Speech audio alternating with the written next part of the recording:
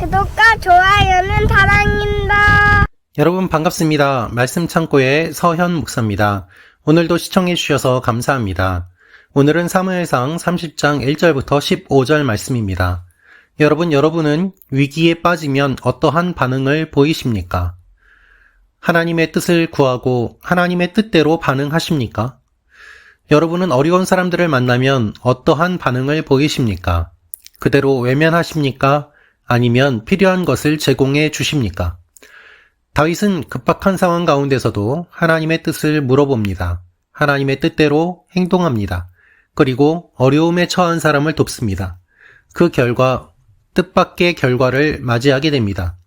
오늘 이 말씀을 통하여서 우리에게 주시는 하나님의 마음을 함께 묵상해 보기 원합니다. 1절부터 말씀입니다. 다윗과 그 군사들은 3일 만에 시글락에 도착했습니다. 그러나 그때는 이미 아말렉 사람들이 남부와 시글락을 습격한 뒤였습니다. 그들은 시글락을 공격하고 불태웠으며 노소를 불문하고 여자들과 거기 있던 사람들을 포로로 잡아갔습니다. 아무도 죽이지는 않았지만 모두 데리고 가버린 것이었습니다. 다윗과 그의 군사들이 시글락에 도착해서 보니 그곳은 이미 모두 불타버렸고 그 아내와 아들, 딸들은 포로로 잡혀간 뒤였습니다. 다윗과 그의 군사들은 힘이 다 빠져 더 이상 울지도 못할 정도로 소리 높여 울었습니다. 다윗의 두 아내 이스라엘 여인 아히노암과 갈멜 사람 나발의 아내였던 아비가일도 잡혀갔습니다. 백성들은 모두 자기 자녀들로 인해 슬픈 나머지 다윗을 돌로 쳐 죽이자고 했습니다. 다윗은 너무나 괴로웠습니다. 그러나 다윗은 그의 하나님 여호와를 의지해 용기를 냈습니다. 다윗은 아히멜렉의 아들인 제사장 아비아달에게 말했습니다. 내게 에봇을 가져다 주시오. 아비아달이 에봇을 가져오자 다윗은 여호와께 여쭈어 보았습니다. 제가 저 약탈자들을 쫓아가야 합니까? 제가 그들을 따라잡겠습니까? 여호와께서 대답하셨습니다. 저들을 쫓아가거라. 내가 그들을 따라잡아 반드시 모두 구해낼 것이다. 그리하여 다윗과 함께 있던 600명의 군사들은 일어나 부솔 골짜기에 도착해서 일부는 거기에 남아 있었고 다윗과 400명의 군사들만 계속 뒤쫓아갔습니다. 나머지 200명의 군사들은 너무 지쳐 있었기 때문에 부솔 골짜기를 건널 수 없어서 뒤처져 남아있게 된 것입니다. 그들은 들판에서 한 이집트 사람을 발견해 다윗에게 데려왔습니다. 그들은 그 사람에게 먹을 것과 마실 것을 주었습니다. 그 사람은 무화과 빵 한 조각과 건포도 2송이를 먹고 정신이 들었습니다. 그는 3일 밤낮으로 먹지도 마시지도 못했던 것입니다. 다윗이 그에게 말했습니다. 너는 누구 소속이냐? 어디에서 왔느냐? 그가 말했습니다. 저는 이집트 사람입니다. 아말렉 사람의 종이었지요. 3일 전 제가 병이 나자 주인이 저를 버렸습니다. 우리는 그렛 사람들의 남부 지역과 유다에 속한 영토와 갈렙의 남부 지역을 습격하고 시글락을 불태웠습니다. 다윗이 그에게 물었습니다. 우리를 그 군대가 있는 곳으로 인도할 수 있겠느냐? 그가 대답했습니다. 당신이 나를 죽이거나 내 주인에게 넘기지 않겠다고 하나님 앞에서 내게 맹세해 주십시오. 그러면 그들에게 인도해 드리겠습니다. 여러분, 다윗은 자신의 동족들을 죽여야만 하는 전쟁에 참여하게 되었습니다. 참여할 수도 참여하지 않을 수도 없는 진퇴양난의 상황 가운데서 하나님은 자연스럽게 다윗과 그 일행들이 전쟁에서 빠지도록 인도해 주셨습니다. 그들은 다시 시글락으로 돌아왔습니다. 그런데 시글락으로 돌아왔을 때 그들은 충격적인 장면을 보게 됩니다. 다윗이 블레셋 군대의 소집으로 성읍을 떠나 있는 동안에 앞서서 다윗이 정벌했던 아말렉 사람들이 시글락과 유다 남부의 네겝을 침공해서 성읍을 불살라 버렸던 것입니다. 일종의 보복 공격이었습니다. 아말렉 사람들은 시글락에 있던 다윗과 일행의 아내와 자녀들 가운데 여성들을 끌고 갔습니다. 다윗이 아말렉을 공격했을 때 아기스를 속이기 위해서 한 명도 남겨두지 않고 다 죽였었지만 이들은 다윗과 다윗의 부하들의 가족들을 죽이지는 않고 포로로 끌고 가는 모습을 보게 됩니다. 그것이 당시의 일반적인 문화였던 것입니다. 그래서 아내와 아들, 딸들이 모두 다 포로로 잡혀갔다라고 성경은 이야기하고 있습니다. 그런데 이 상황 가운데서 다윗과 그의 군사들은 너무나도 힘이 빠지고 소리 높여 울어서 지칠 정도로 울었습니다. 그들은 이러한 상황이 올 것을 상상도 못했던 것입니다. 특별히 오늘 말씀은 다윗의 아내들도 잡혀갔음을 강조하면서 누구보다도 다윗이 슬퍼할 만한 사람이었고 이 슬픔의 예외가 아님을 분명하게 이야기하고 있습니다. 여러분, 가족을 잃은 사람들의 마음은 어떻겠습니까? 다윗을 따랐던 사람들은 자신의 가족들이 모두 다 잡혀간 이 상황을 보고 충격을 받았습니다. 모두 다 포로로 팔려가고 오히려 죽는 것보다 더욱더 비참한 상황을 맞이하게 되었다라고 생각하게 되었습니다. 그런데 이 사람들은 자신의 가족들을 찾아오자고 이야기를 하는 것이 아니라 그 원망의 대상을 다윗으로 정하고 그를 공격합니다. 슬픈 나머지 다윗을 돌로 쳐서 죽이자고 하는 것입니다. 여러분, 어떠한 일을 맞이하게 되면 우리는 한 명의 희생양을 찾는 데에 혈안이 되기 쉽습니다. 내가 이렇게 된 것은 너 때문이야.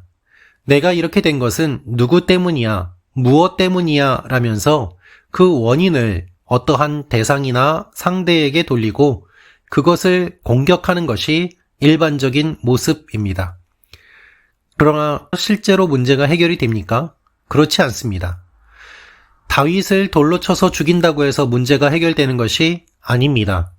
자신의 가족들을 찾아와야 되고 자신의 가족들을 잡아간 아말렉 사람들을 공격해서 승리해야 되지 않겠습니까? 하지만 슬픔 가운데 빠져 있기 때문에 제대로 판단하지 못하고 오히려 자신들의 리더인 다윗을 죽이자고 합니다. 이것이 사람들의 모습입니다. 여러분, 사람들은 이와 같은 반응을 너무나도 잘 보입니다. 사람들은 리더를 따르는 것 같지만 결정적인 순간에는 리더를 죽이자고 이야기합니다. 예수님을 따랐던 수많은 사람들이 있었습니다. 그런데 결정적인 순간에 예수님을 십자가에 못 박으라고 외쳤습니다. 예수님께서 고쳐주신 많은 사람들이 있었지만 예수님을 대신하여 십자가를 지려는 사람은 아무도 없었습니다. 그것이 리더를 따르는 사람들의 모습이고 리더는 이러한 사람들의 습성이 있음을 분명하게 이해하고 인도해야 할 것입니다. 다윗은 죽음의 위기 가운데 처해 있습니다. 그의 마음은 너무나도 괴롭습니다. 가족이 잡혀갔고 따랐던 부하들이 자신을 죽이려고 합니다. 그런데 6절을 보면 매우 놀라운 내용이 기록되어 있습니다. 이와 같은 환경 가운데서 낙심하고 다윗도 절망 가운데 빠질 수 있었지만 그러나 다윗은 그의 하나님 여호와를 의지해 용기를 냈다라고 기록되어 있기 때문입니다. 여러분, 똑같은 환경 가운데서 우리는 절망하기가 쉽습니다. 그러나 다윗은 용기를 냈습니다. 그 이유는 무엇입니까? 하나님을 의지했기 때문이다라는 것입니다. 다윗은 죽음의 위기 앞에서 슬픔 한가운데에서 절망 가운데 빠져있지 않고 이 상황 가운데 다시 한번 하나님을 기억합니다. 그리고 하나님께 물어봅니다. 이것이 사울과 다윗의 큰 차이입니다. 사울과는 달리 다윗은 하나님께 물어보고 또한 하나님께서는 이와 같은 다윗의 질문과 마음을 기뻐하시며 즉각적으로 응답해 주십니다. 저들을 쫓아가거라. 반드시 모두 구해낼 것이다. 이와 같은 하나님의 응답과 확신을 가지고 다윗은 다시 한번 군사들을 격려하며 그들을 찾아오기 위해 길을 떠나게 됩니다. 그 600명 가운데서도 400명만 데리고 갑니다.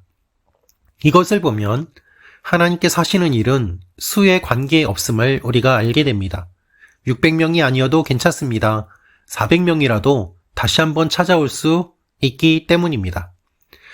그런데 이렇게 쫓아가면서 한 사람을 만나게 되는 것이 오늘 말씀에 나옵니다. 여러분, 급한 마음으로 쫓아갈 때 한 사람이 눈에 띄는 것은 사실 무시할 수도 있는 일이었습니다. 그런데 한 이집트 사람을 발견하고 다윗에게 데려왔습니다. 이집트 사람이라고 굳이 기록되어 있는 것을 주목해 보십시오. 이스라엘 사람도 아니고 또한 블레셋 사람도 아니고 이집트 사람입니다. 관계없어 보입니다. 그러나 그가 먹을 것이 없이 헤매고 있는 모습을 보면서 다윗의 부하들은 긍휼한 마음이 들었고 리더가 긍휼한 마음을 갖고 있는 것처럼 그를 따르는 사람들도 이러한 마음을 가지고 먹을 것을 제공해 주었을 때에 다윗은 그를 통해서 적의 정보를 듣게 됩니다. 작은 친절을 베풀지만 큰 결과로 다가오게 되는 것입니다.